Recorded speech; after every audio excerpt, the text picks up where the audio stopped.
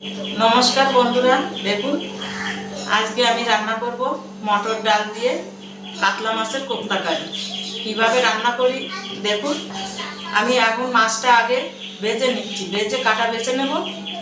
আর এদিকে আমি মটর ডালটা আমি একটু সিদ্ধ করে নিয়েছি। এই দেখুন সুন্দর সিদ্ধ হয়ে গেছে।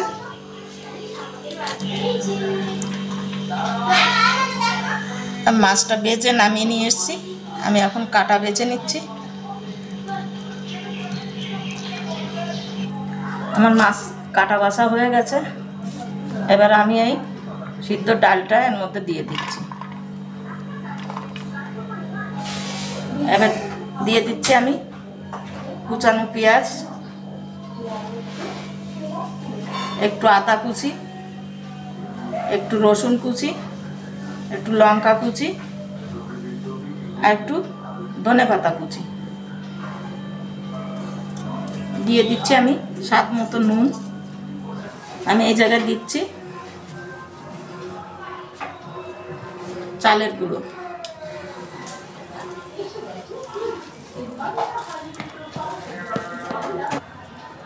দিচ্ছি 1 চামচ হলুদ গুঁড়ো।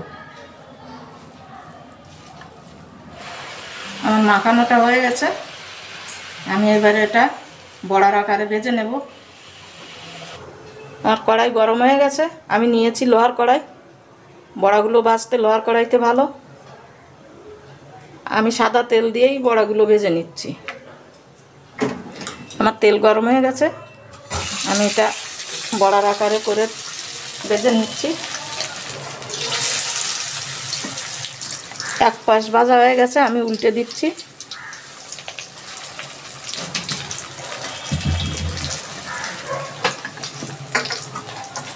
আমার ভাজা হয়ে গেছে, তুলে নিচ্ছি।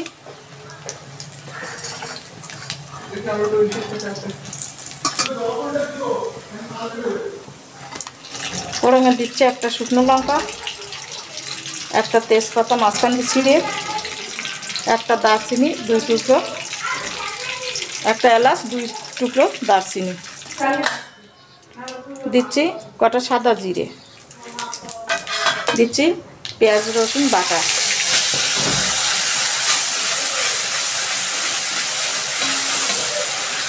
দিচ্ছি একটু জিরে গুঁড়ো, দিচ্ছি একটু ধনে গুঁড়ো,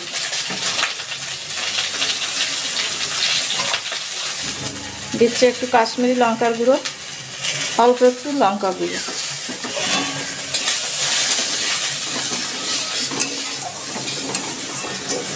দিয়ে দিচ্ছি আমি 50 গ্রাম টক দই ফেটিয়ে নিয়েছি, সেটা এখন দিয়ে দিলাম।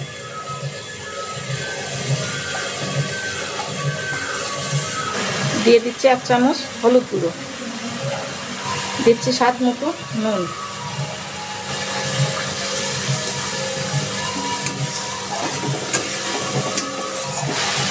মশলাটা কষানো হয়ে গেছে,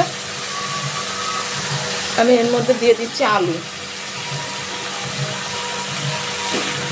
আলুটা আমি আগেই ভেজে রেখেছিলাম।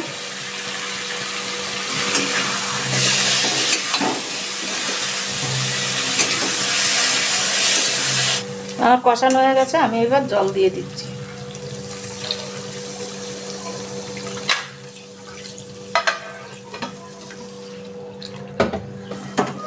ঝোলটা আমি বেশ কিছুক্ষণ ধরে ফুটিয়ে নিয়েছি, আমার আলুটা সিদ্ধ হওয়া পর্যন্ত। দেখুন আলুটা সিদ্ধ হয়ে গেছে। এবার আমি দিয়ে দিচ্ছি এই বড়াগুলো।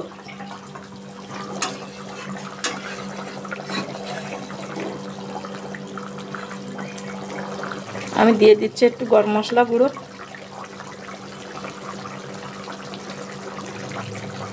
দিয়ে দিচ্ছি একটু ধনেপাতা কুচি।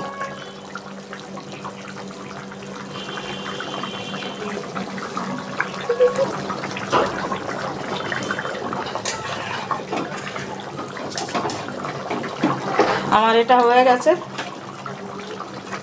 আমি এক্ষুনি গ্যাস অফ করে দেব।